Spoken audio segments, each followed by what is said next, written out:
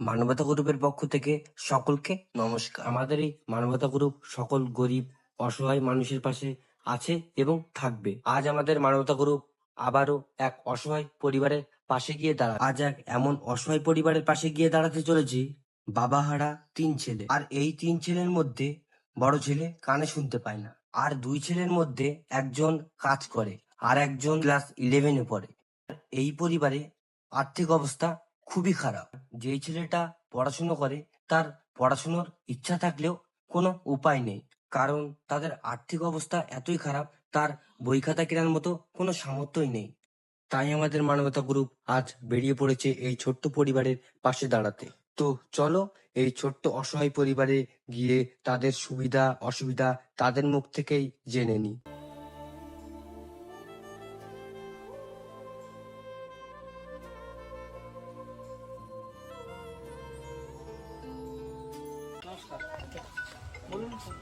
আমাদের এই মানবতা গ্রুপে মাস্টারমশাই কালকে বলাতে যেভাবে খবরটা যায় বলছি ভাই যে পড়াশোনা করে তোর নাম কি? সুমন বৈদ্য। কোন ক্লাসে পড়াশোনা? আমি এখন 11 উঠেছি। দেখো সমস্যা ঠিক আছে একটু বলুন। তো এমনি তো গরিব মানুষ, আমার একটা ছেলে মানে কানে শুনতে পায় না।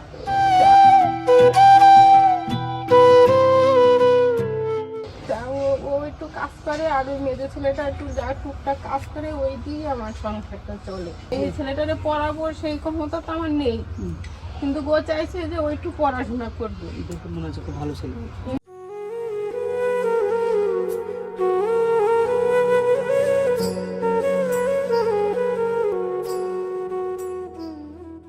ওর বাবার পিছনে প্রচুর টাকা খরচা করেছি, আমি পুরো নিঃস্ব হয়ে গেছি। ওর বাবা যে মরে গেছে, কাজকর্ম যা করেছি সব লোকে টাকা পয়সা দিয়ে তারপরে কাজকর্ম করেছে। 3টে ছেলে আমার ছোট, ওরা যে কাজ করবে সেরকম এখনো সেরকম বয়স হয়নি কাজ করার মতো।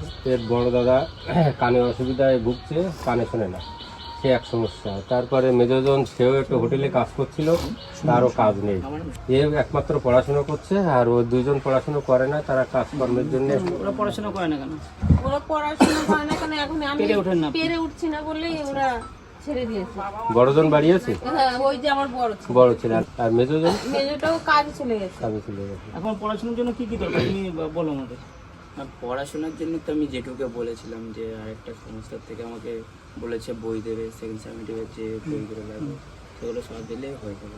দেখো ওর বই কেনার যাবতীয় যত কিছু লাগে আমাদের মানবতা গ্রুপের থেকে আমরা সমস্ত রকম ব্যবস্থা ওকে করে দেবো। তুমি নিয়ে আসো বইয়ের দোকানে, আমরা বই দোকানে যাবো, গিয়ে ওর যে বইগুলো লাগে সেগুলো কিনে দেবো। আর কোনো সমস্যা আছে ভাই বলতে পারিস? তারপরে প্রাইভেট মাস্টার খাতা কলম কি কি কোনটা বল? আমার হিস্ট্রি আছে, পলিটিক্যাল সায়েন্স আছে, এডুকেশন আছে, আর কম্পিউটার অ্যাপ্লিকেশন আছে। হিস্ট্রি বলো। হ্যাঁ, এটা দেবদা ঠিক করে দিয়েছে।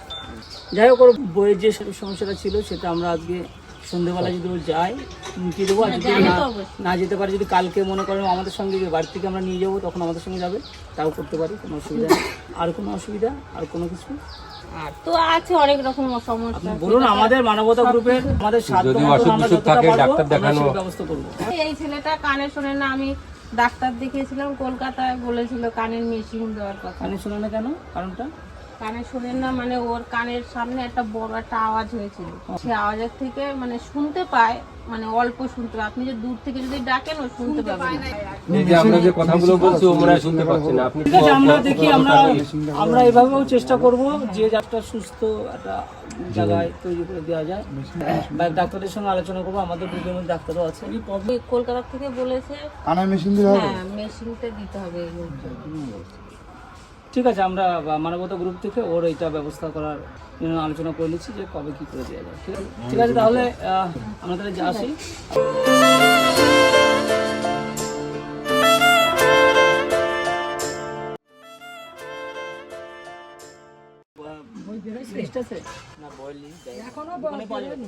দোকানে পাওয়া যাবে না?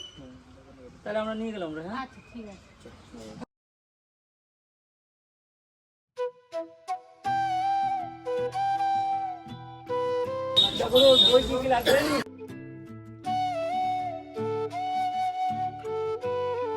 ভাইকে বই খাতা কলম যা যা লাগে আমরা এনে দিয়েছি।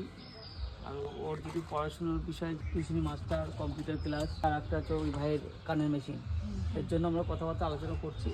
যত তাড়াতাড়ি সময় আমরা ওগুলো ব্যবস্থা করে দেবো। ঠিক আছে, আর আপনার জন্য একটু বিজয়ের মিষ্টি আছে, আপনি বিজয়া দীপাবলির মিষ্টি আসতে পারলাম না, আমাদের আশীর্বাদ করবেন মানবতা গ্রুপকে। মানবতা গ্রুপ যেন প্রতিটা মানুষের পাশে এভাবে থাকতে পারে।